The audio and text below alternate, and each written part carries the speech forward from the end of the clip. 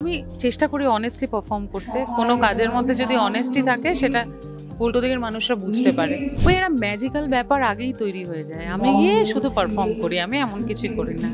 সিনেমার গান fortunately or unfortunately মানুষকে অনেক বেশি টানে। যারা আমায় ডাকবেন, আমি সেই রোলগুলোর সঙ্গে যদি নিজেকে মেলাতে পারি, কেন করব না?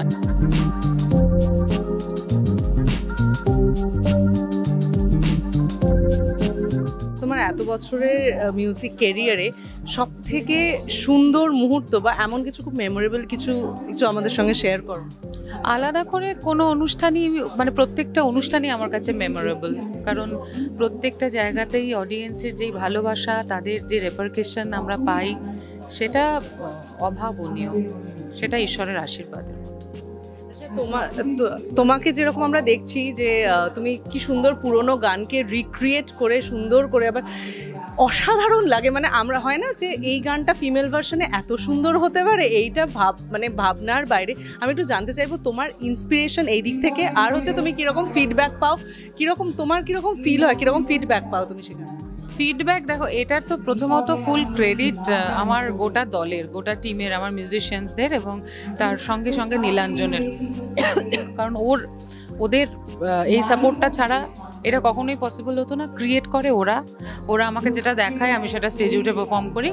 আর আমি চেষ্টা করি অনেস্টলি পারফর্ম করতে। কোনো কাজের মধ্যে যদি অনেস্টি থাকে সেটা উল্টো দিকের মানুষরা বুঝতে পারে, তো সেই জন্য মানুষের ভালো লাগে। গান তো ভালো লাগেই, পাশাপাশি যেইভাবে তৈরি করা হয় ভিডিও, মিউজিক ভিডিও আর কি, সেটা তুমি কতটা এক্সাইটেড থাকো, কতটা গান তো আমরা সেটা নিয়ে তোমার একদম কাছের বিষয়, কিন্তু এই যে অভিনয়, এক্সপ্রেশন, এইসবের জন্য তুমি কতটা রেডি হও?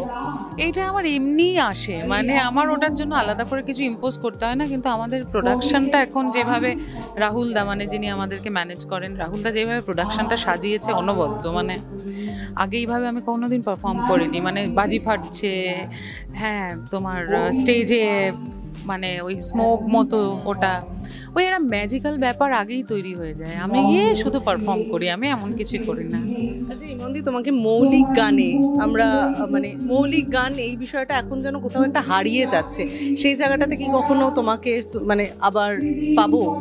বারবারই পাবে, কেন পাবে না? আমি তো গত বছরই তোমাকে দেখবো বলে দু চোখ বন্ধ করে আছি, তোমরাও তো কভার করেছিলে, তোমরা গিয়েছিলে।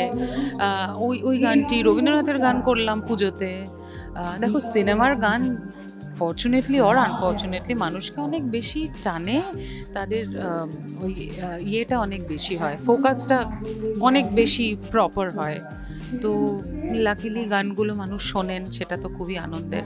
যেমন এবছরই বন্ধু আমার রশিয়া কি একখান গান বানাইছে, অলরেডি মানুষের এত ভালো লাগছে। ওই কি কেমিস্ট্রি মাসির গানটিও আমার গাওয়ার সুযোগ পেয়েছি। তো জগন্নাথ দেবের আশীর্বাদে গান টুকটুক করে গাইছি। তোমার সব থেকে বেশি মজা লাগে কি ধরনের গান, মানে কি ধরনের? সব শিল্পীর কাছে কোনো কিছু আলাদা নয়, প্রত্যেকটা গানই খুব স্পেশাল। তোমার পার্সোনালি কোনটা বেশি ভালো লাগে, কিরকম ধরনের ভালো? রবীন্দ্রনাথের গান, হ্যাঁ, আর কোনো উত্তর নেই আমার কাছে। সবথেকে ভালো লাগে কি যে তুমি যেরকম ভাবে একটু আগেই যেটা বলছিলাম অডিয়েন্সের সঙ্গে কানেক্ট করো, যে এই বিষয়টাতে তোমার গান কোনো অডিয়েন্স রিলসের মাধ্যমে শেয়ার করলে তুমি সেটাকে রিশেয়ার করো, যেটা ভীষণ ভালো। তো মানে অডিয়েন্সের কাছ থেকে সেই জায়গাটা আর কি ভীষণ ভালোভাবে তুমি ওই সময়টা ওনারা আমাকে দিচ্ছেন, এটা তো আমার দায়িত্বের মধ্যে পড়ে। আমি কি করি? আমি জাস্ট ওটাকে অ্যাকসেপ্ট করি, আমি তো আর কিছুই করি না। কিন্তু ওনারা যে আসেন, আমার পারফরমেন্স দেখেন, কাঁদেন, হাসেন, শুধু আমার না, প্রত্যেক শিল্পীর, সেটা শিল্পীদের কাছে একটা দারুণ পাওয়া, মানে এর মধ্যে কোনো ভুল নেই। মিউজিক ভিডিও আবার আমরা কবে পেতে চলেছি? আমি খুব খুশি হলাম প্রথমত এই প্রশ্নটা শুনে, এবং আমি খুব উজ্জীবিত হলাম, ইন্সপায়ার্ড হলাম। দেখি ভেরি রিসেন্টলি।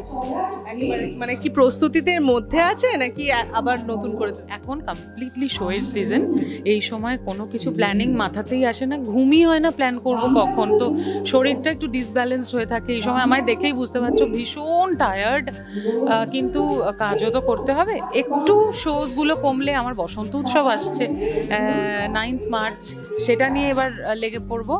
বসন্ত উৎসবটা গেলে ঈশ্বরের আশীর্বাদে তখন একটা সুন্দর করে কিছু প্ল্যান করব। মিউজিক ভিডিওতে তো অভিনয় করতে দেখতে পাচ্ছি, আর দর্শকরা বুঝতেই পারছো যে কতটা ভালোবাসে। সিনেমা নিয়ে কিছু ভাবনা চিন্তা আছে গানের পাশাপাশি? সিনেমা নিয়ে আমার এইসব মুখের এই দাগ ছোপ নিয়ে, হ্যাঁ, বিউটি স্পট নিয়ে যারা আমায় ডাকবেন, আমি সেই রোলগুলোর সঙ্গে যদি নিজেকে মেলাতে পারি, কেন করব না? এটা it is also a form of an art, right? তো সেটাতে কেন আমি এক্সপ্লোর করব না? সবই করব। দর্শকদের জন্য কিছু বলো তোমার আপকামিং কিছু প্রজেক্ট সম্পর্কে। ইনকোডা টিভির সমস্ত দর্শকদেরকে প্রথমত নতুন বছরের অনেক শুভেচ্ছা। শুধু আমার গান না, নতুন বাংলা গান, অরিজিনাল বাংলা গান যা বেরোচ্ছে সব কিছু শুনবেন, ভালো লাগলেও শুনবেন, খারাপ লাগলেও শুনবেন, কিন্তু শুনবেন।